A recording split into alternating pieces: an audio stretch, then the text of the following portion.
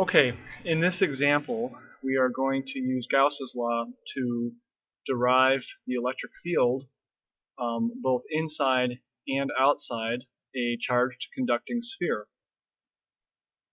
So the picture kind of is going to be our guide here. We're going to assume that we have a metal sphere and that the sphere has like a positive charge placed on it. Okay, and one of the things that you have to assume in this problem is that when you place electrical charge on a conducting surface, the charge is all going to reside on the outside of the surface. And the reason for that is because like charges repel, and if you're putting positive charges or like charges onto a conductor, they're going to repel to get as far away as possible. And the best way for them to do that, of course, is to spread out around the surface. So in my picture, I'm going to try to show that by showing those charges around the edges. Okay, that total charge is going to be, I'm going to call that plus Q, and that's everything that's there. Okay.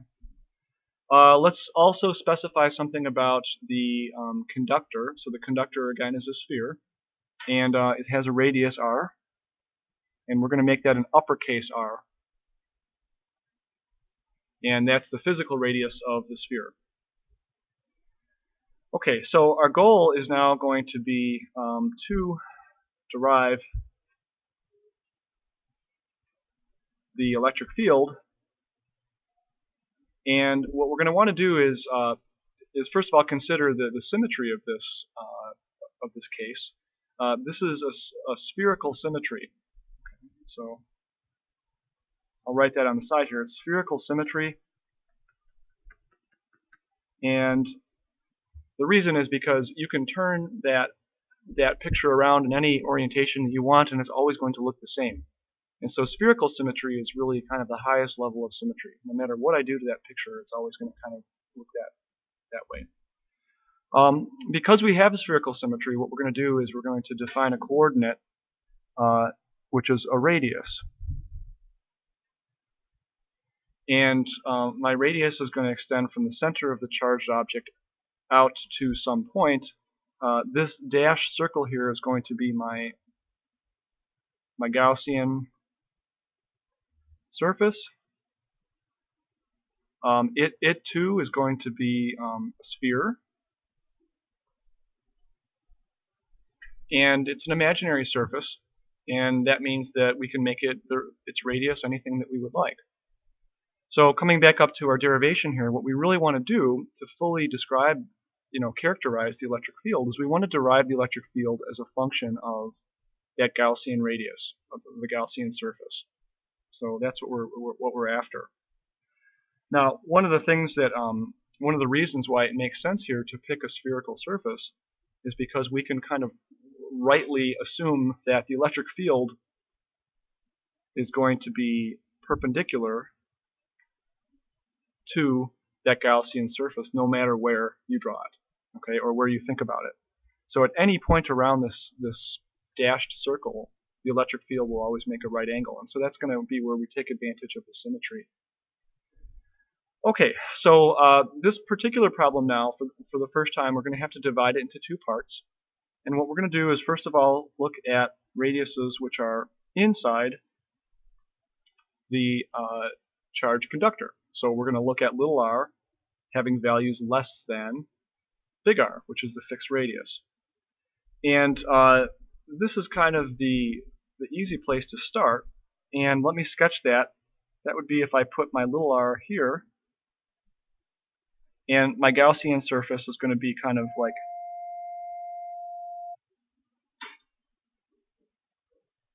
that dashed circle. Okay, so that's a different Gaussian surface for a smaller one. Now, the idea here is that this is actually really easy, because in theory, all of the positive charges are going to go perfectly onto the surface of this ball. And so if I imagine any Gaussian surface that has a slightly lower radius, there will be absolutely nothing inside of it. There will be no electrical charges. So what we're saying here is that Q enclosed is going to be equal to 0 for all radiuses which are less than the conductor radius. Okay, and the reason is that all charge goes to surface. I should say all excess charge, really, meaning the positive charge in this case.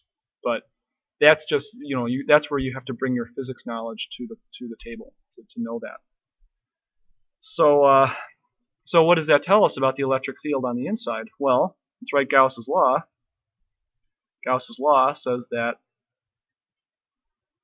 the electric flux through a closed surface should be equal to the enclosed charge over the permittivity constant. And what we're arguing here is that this Q enclosed is 0, and if that's true, that means that the electric field would have to be 0 everywhere inside of the conductor. So that implies that E is equal to 0 everywhere inside. And so that's actually a pretty easy case. Okay, if you are wondering about the physicality of that, how can that be? Well, think about it this way. If you were to take this little positive charge here, it would make an electric field which would point that way, right? So kind of pointing diagonally up. But you can always imagine another positive charge, kind of its partner on the opposite side, which is going to produce an equal and opposite electric field. And so those two electric fields are going to cancel. And you can kind of go all the way around the ring and imagine how that happens. So the idea is strangely maybe, if you were to go inside of this conductor, you would find that the electric field there isn't any. And honestly, it doesn't matter. The conductor itself can be solid. It can be hollow. It doesn't matter. The charges will always be on the surface. Okay, so now let's consider the other part of this problem, which is what about when you have radiuses which are greater than or equal to the radius of the conductor. And of course then the enclosed charge is not equal to 0. And here the enclosed charge is just going to be equal to the plus Q. So now we're looking at this bigger circle, which is on the outside, and that bigger circle is always going to enclose all of the charge. So we're definitely going to have an enclosed charge, and we're going to have an electric field on the outside. So what's that going to look like? Write down Gauss's law again. And I'm just going to write Q plus Q over epsilon naught. And now what we do is we can proceed and we can take advantage of the high symmetry of our picture here. And we know that we have to take a dot product to find the flux. So this is E dot dA. That means we have to be concerned with the directions of the electric field and the area vector. But let's come back up to this point that we mentioned before, and I'm going to make the point here that my area vector, or at least my piece of an area vector, is perfectly parallel to the electric field. So remember, the area vector is just a little patch of area on the Gaussian surface, and we can consider that to be flat, and we can consider that that direction matches up with the electric field. So, so one thing is certain, and that is that the electric field and the area vector are always going to be parallel. Okay, so they never have any angle other than 0 degrees. The second thing that we can kind of say is that you could pick any point at this radius. I could go up here, and I would find that the electric field vector has the exact same strength as the electric field at any other point on this circle. So not only is the electric field vector always parallel to dA, but the electric field vector is constant when you look at one particular radius that's going around here. So what that's going to allow us to do is to take the E out, the integral, And the dot product, I don't have to write a dot product anymore because the dot product is just going to be 1. And then we have to integrate the area. And then this becomes the task of finding the area of the Gaussian surface. So I'll remind you, this should be a circle here. And we are talking about the Gaussian surface here, GS. We're not talking about the charge itself, but about the dashed circle. And so at this point, you really don't have to do calculus rather than to just think, well, what is the formula that you learned in geometry for the area of a sphere? And that formula is going to be 4 pi r squared. So we're going to replace the integral with 4 pi r squared. This is definitely a lowercase r because we are talking about the Gaussian surface. That's equal to q over epsilon naught. And we are about to solve because now you can get E by itself and you find that it's equal to q divided by 4 pi epsilon naught divided by r squared. And that, of course, if you recognize this, 1 over 4 pi epsilon naught is k, and this is kq over r squared. And so what you end up with here is that for radiuses which are bigger than the radius of the conductor, you get the same exact formula that we have for a point charge. And the significance here is that it's like all of Q is concentrated at the center. Okay, that's kind of the significance of this result, is that it doesn't matter that the conductor has its own radius. As long as you're at some point outside, it acts like all of this charge were really just down here at a point, right? And if you're looking at radiuses which are bigger than the sphere radius, you're going to have the typical electric field. So that's kind of that's the main result. If you make a graph here, you could graph electric field versus the radius lowercase r, and significantly when you go up to the sphere radius, E is equal to 0, and then what happens is that it will suddenly jump up to some point. It will jump up basically to kq over big R squared, and it will just drop off in kind of a 1 over r squared way, okay?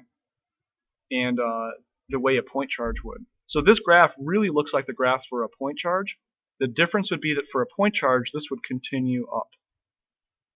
So that would be kind of point charge happening there. And it's like you're just slicing out that part and replacing it with E is equal to 0. Okay. So that's the takeaway on this one. One thing that's kind of interesting about it also is this also applies to gravity. And sometimes, you might think about, what if I lived on a strange planet where all of the mass of the planet was in the shell? Okay, so now you've got all the mass out there. Clearly, if you were on the surface of the planet, you are going to experience a gravitational field. And that gravitational field is going to be created by all of the mass that's underneath your feet, something we talked about before. But if you were inside that shell, you would actually kind of float, and there wouldn't be any gravitational field whatsoever. And that would be instant. As soon as you just opened up a hatch and crawled inside, you would instantly feel the gravitational field would go to 0. And the argument that would be made is very similar to Gauss's law. I mean, you can kind of apply Gauss's law to gravity in a similar way. But on the inside, you don't have any mass underneath your feet, so to speak. And all of the masses on opposite sides tend to cancel each other out, their fields. Okay, so we will continue on with some more fun stuff tomorrow.